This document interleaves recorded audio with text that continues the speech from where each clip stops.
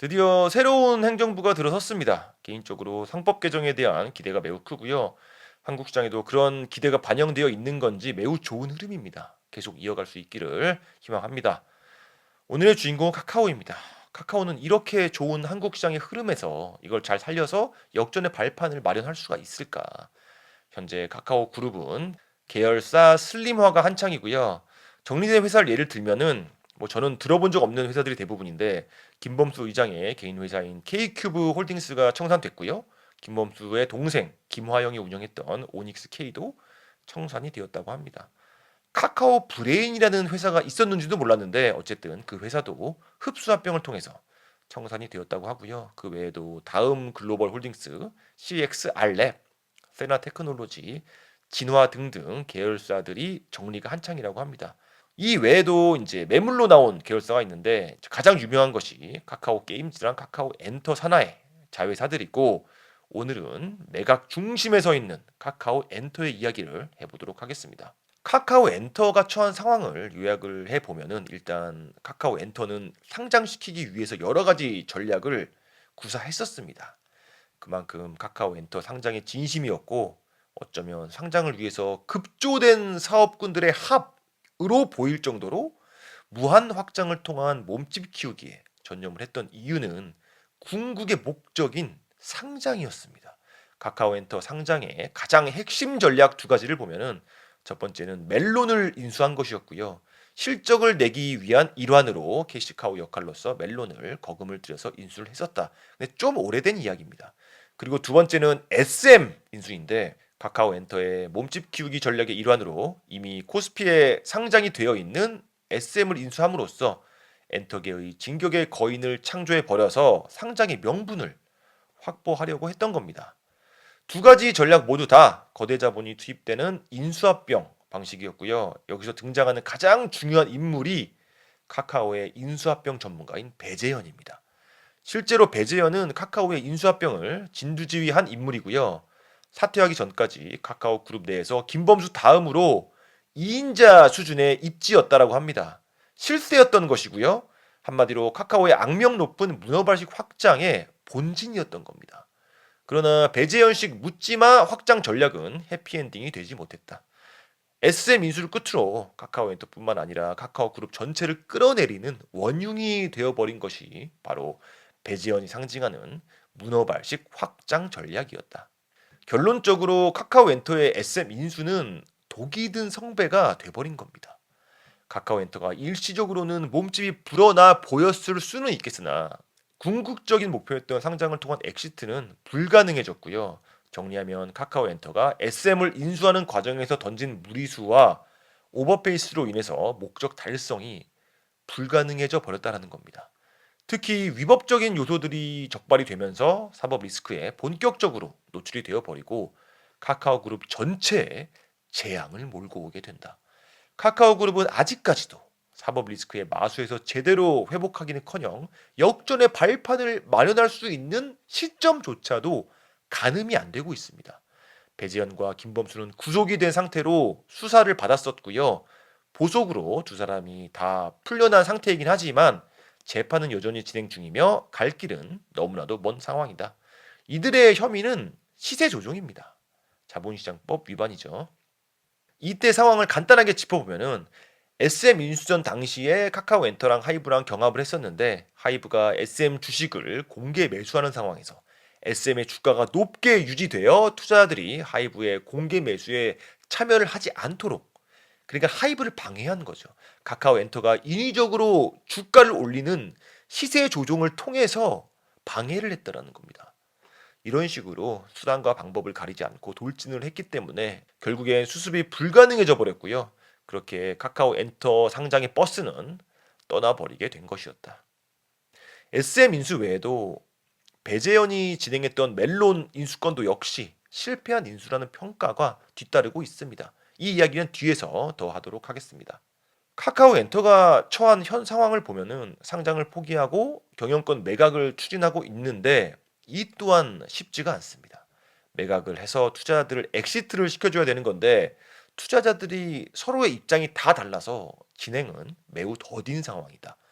가장 최근에 들어온 투자자가 3대 주주인 싱가포르 투자청과 사우디 국부펀드인데 이들은 카카오 엔터의 몸값을 12조 원으로 계산을 했습니다. 그러니까 10% 정도의 지분을 사는데 1조 2천억 원을 쓴 거니까 12조 원의 가치를 인정받아야 이들은 본전치기를 하는 거잖아요. 과연 얼마나 보전받을 수 있을지가 너무나도 궁금해지는 부분입니다. 매각이 쉽지 않은 또 다른 이유는 카카오 엔터가 성장성이나 수익성이 악화되고 있다는 겁니다. 역성장하는 기조에서 몸값은 터무니없이 높다라는 것이고 이런 상황에서 통매각은 한 번에 팔아치우는 것은 현실성이 없다라고 볼 수 있다라는 거죠. 카카오 멘토의 최대 주주는 카카오이고요.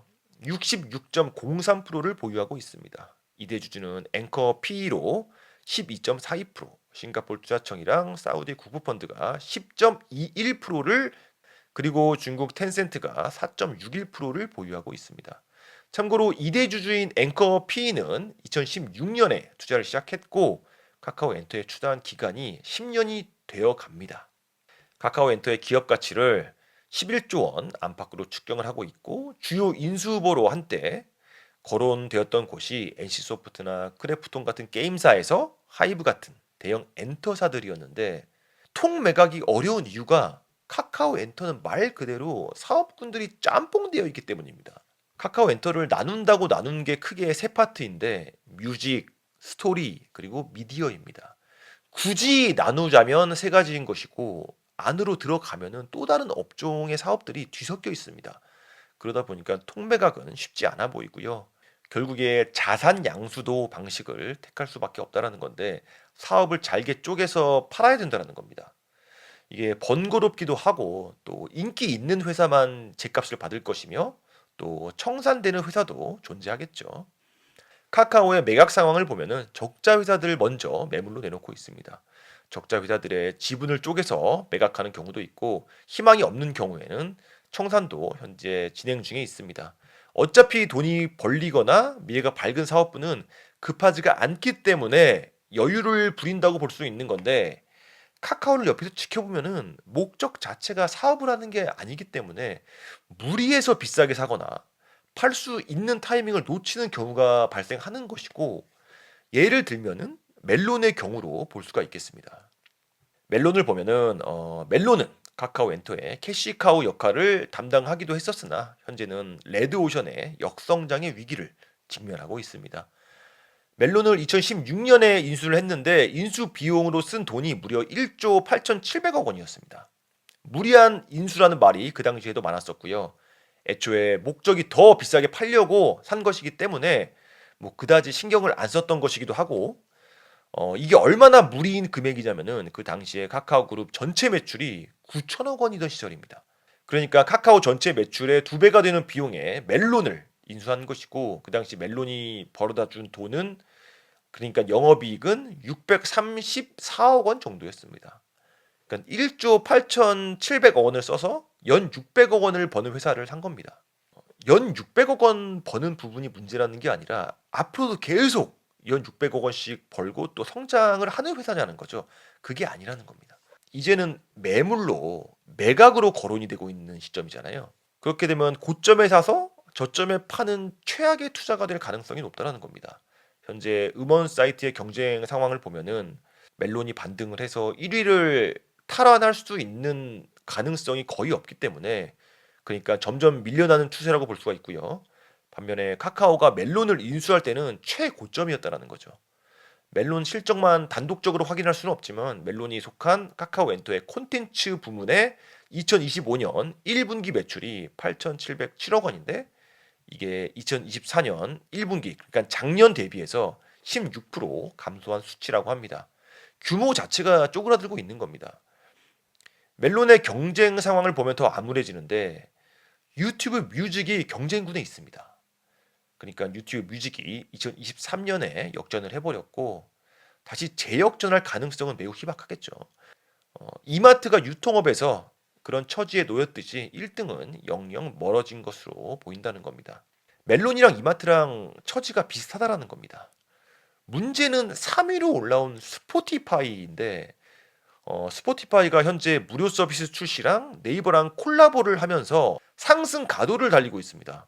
근데 이게 출혈 경쟁이라고 볼 수도 있겠지만 스포티파이가 글로벌 1위다 보니까 출혈 경쟁을 감내할 수 있는 여력이 충분하다는 것이고, 그럴수록 멜론의 실적은 제로섬 게임에서 파이를 뺏길 수밖에 없으며 멜론의 몸값 하락은 가속화되는 불가피한 상황이라는 겁니다. 이런 멜론의 사정을 스포티파이가 모를 리가 없겠죠. 카카오엔터의 문제는 애초부터 사업을 제대로 하려는 게 아니라 카카오라는 브랜드를 앞세워서 묻지마 인수를 통해서 가격을 뻥튀기 하고 궁극적으로는 엑시트를 하는 것이 목적이었기 때문에 예상치 못한 위기 앞에서 전략다운 전략을 보여준 적이 없다라는 겁니다. 전략이란 것이 사실 사업적으로만 풀 수가 있는 건데 자꾸 재무적으로만 풀려고 하니까 합치고 쪼개고 그런 과정에서 점점 더 쪼그라들고 있는 그런 큰 기대가 되지 않는 상황으로 보여집니다. 카카오엔터는 앞으로 어떻게 될지 계속해서 지켜보도록 하겠습니다. 오늘의 내돈내산 아이템은 바로 바우어파인트 보호대입니다.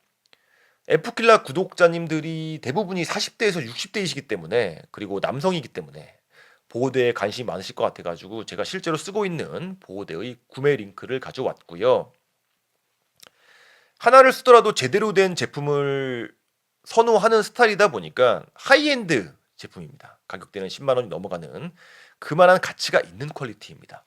여름에 쓰기 좋은 통기성이 탁월한 니트 소재고요. 특히 인체 공학적인 설계 덕분에 관절의 꺾임에서 자연스럽고 혈액순환 같은 부분도 뛰어나고, 특히 탄력성 부분에서 완벽하게 지지를 해주는 제품입니다. 중국산이나 저가 제품이랑은 아예 비교가 불가능하고요. NBA나 프로 선수들이 가장 선호하는, 운동을 하는 사람이라면 많이 유명한 그런 브랜드입니다. 사진에서 스테판 커리가 착용하고 있는 바우어 파인트 개뉴 트레인 무릎 보호대랑 팔꿈치 보호대 구매 링크를 걸도록 하겠습니다. 감사합니다.